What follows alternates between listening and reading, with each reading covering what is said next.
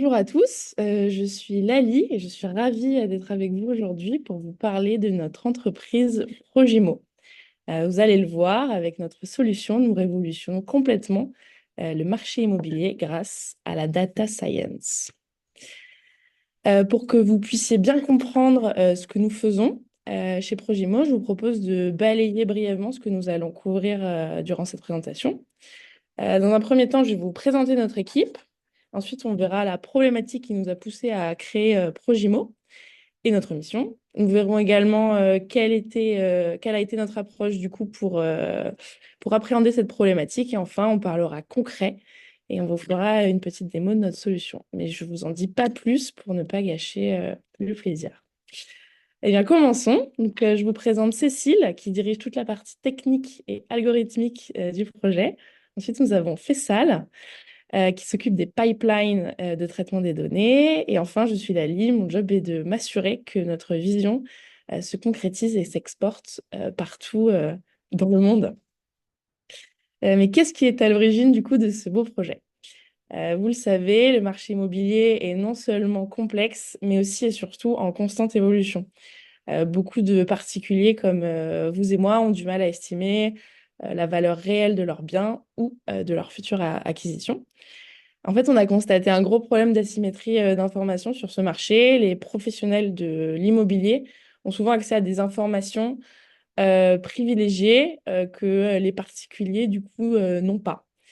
Ça crée un biais assez important et ça rend difficile de savoir si on paye ou si on vend au juste prix.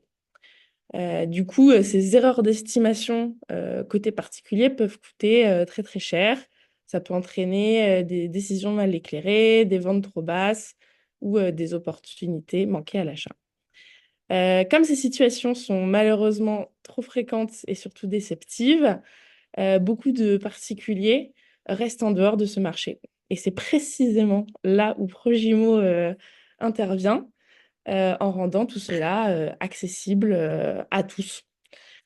On a voulu créer du coup un outil interactif et user-friendly qui aide les particuliers à obtenir du coup une estimation précise et surtout fiable de la valeur foncière de leurs biens en se basant sur des données réelles et actualisées. Grâce à notre modèle de prédiction, non seulement du coup les propriétaires ou futurs acheteurs peuvent avoir une meilleure idée de la valeur de leurs biens, mais ils peuvent aussi anticiper les variations du marché pour avoir une idée plus fiable du coup de leur valeur foncière. Et concrètement, du coup, à quoi ça ressemble? Eh bien, je vais vous montrer ça en direct. Il suffit de se connecter sur une interface web sur laquelle je me connecte tout de suite et de rentrer du coup les caractéristiques principales du bien qu'on veut tester. Donc, par exemple, la semaine dernière, je suis allée visiter une maison à Bordeaux, puisque j'ai très envie d'aller m'installer là-bas. Elle fait 50, il y a 100 mètres carrés pardon, de surface réelle, puisqu'il y a des combles et une terrasse, et 50 mètres carrés de surface carrée, voilà, une petite maison. Un lot, une maison, il y a du coup 3 pièces. Et je souhaite faire cet achat en novembre 2024. Donc, on appuie sur Make Prediction et en quelques secondes, on obtient une estimation du coup du prix que cette maison pourrait coûter. L'agent immobilier m'a dit 200 000 euros. Donc du coup, je pense que j'ai une petite marge de manœuvre. Voilà. Alors, pardon, je reviens sur la présentation. Vous vous demandez du coup probablement comment tout cela fonctionne un peu derrière. Eh bien, en fait, pour rendre ce projet possible, on a analysé plus de 20 millions de transactions immobilières en France sur une période allant de 2019 à 2023. On s'est concentré sur les 10 plus grandes villes de France. Pourquoi? Tout simplement parce que ce sont les zones où le marché est le plus dynamique en France et où les habitants peuvent se sentir le plus perdus en fait entre toutes les offres disponibles. Du coup, on a travaillé sur Paris, Marseille, Lyon, Toulouse, Nice, Nantes, Strasbourg, Montpellier, Bordeaux et Lille. Pour vous simplifier un peu notre modèle, on a sélectionné et traité 9 variables clés celle du coup que j'ai dû entrer dans ma démo à l'instant. Et en fait, ces variables sont les raisons principales pour lesquelles les prix fluctuent d'un bien à un autre.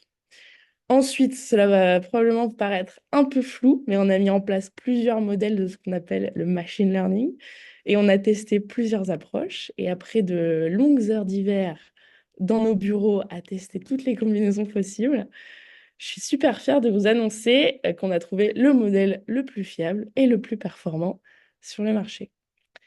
Voilà. Et maintenant, place à la partie la plus amusante. C'est à vous de tester notre modèle. Pour cela, rien de plus simple, vous allez devoir scanner le QR code sur cette diapo. Et une fois sur la page, vous faites comme moi tout à l'heure. Vous rentrez les caractéristiques de votre bien, vous savez, les 9 variables clés. Et ça va vous donner une prédiction. C'est une belle manière de voir comment fonctionne notre technologie et surtout comment elle pourra vous être utile dans votre vie quotidienne. Du coup, à vos téléphones, testez l'app et on reste à votre disposition pour répondre à vos questions. Merci. Super, ouais, bravo, merci. C'est super. Alors pour information, je l'ai testé, hein, j'ai été un petit peu déçu parce que je pense que mon bien n'a pas pris beaucoup de valeur. Donc j'espère que j'espère vraiment qu'elle chiffre au plus juste ton application. Euh, Et voilà, je t'avoue, petite déception pour ça. Mais en tout cas, c'était super. Merci beaucoup. 20 millions de données traitées, c'est énorme. Alors, je me doute qu'en data science, c'est peut-être hein, le b.a.-ba, mais comment vous avez géré ces données? Il n'y a pas eu des difficultés spécifiques quand même par rapport aux données, à comment elles étaient, est-ce qu'elles sont vraies ces données? Comment vous avez pu corriger peut-être des choses? De manière générale, comment vous avez géré vos données? Ouais, alors je vais répondre à cette question. C'est en fait au niveau des données, c'était des données qui étaient ouvertes sur Open Data, sur le site du gouvernement. C'est vrai qu'on a eu un gros boulot de prise en main des données, arriver à un peu comprendre parce que c'était vraiment codifié ouais, selon l'administration française, donc on avait quand même un boulot de déchiffrage à ce niveau-là. Et après, ouais, on a eu quand même beaucoup de boulot pour cleaner les datas, pour savoir qu'est-ce qui était important, ce qui n'était pas, arriver à comprendre qu'est-ce qui était impactant, qu'est-ce qui n'était pas. Mais ouais, ça a été un gros boulot et effectivement, c'était assez lourd au début. Puis après, petit à petit, on a réussi à affiner pour pouvoir entraîner des modèles, même si nos entraînements prenaient un certain temps, c'était quand même un temps qui était relativement raisonnable. Super.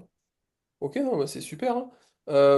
Qu'est-ce que je voulais dire? Oui, est-ce que vous voulez profiter du coup, comme le groupe d'avant, de ce petit moment qui vous soit consacré, peut-être pour partager votre expérience, votre vécu, ou même comme le groupe d'avant aussi, profiter pour faire des remerciements au nom de votre groupe, tout simplement.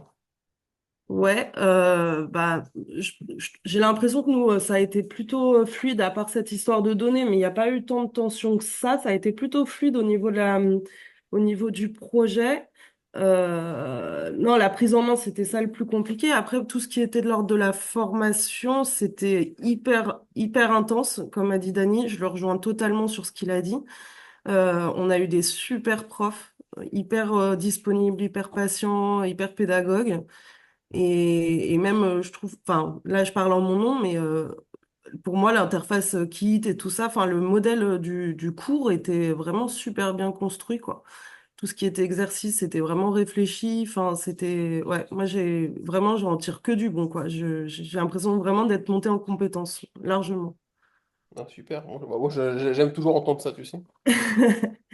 Je rejoins Cécile. Merci beaucoup à toute l'équipe pédagogique. On s'est senti vraiment épaulés et aidés durant ces 2, 3 derniers mois. C'était super. Merci beaucoup. Impeccable.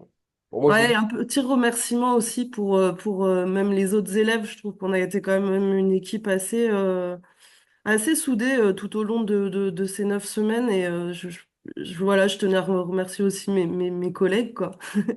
c'est vrai que ça, c'est super. Nous-mêmes, on l'a ressenti de l'autre côté de la barrière. On l'a vachement ressenti.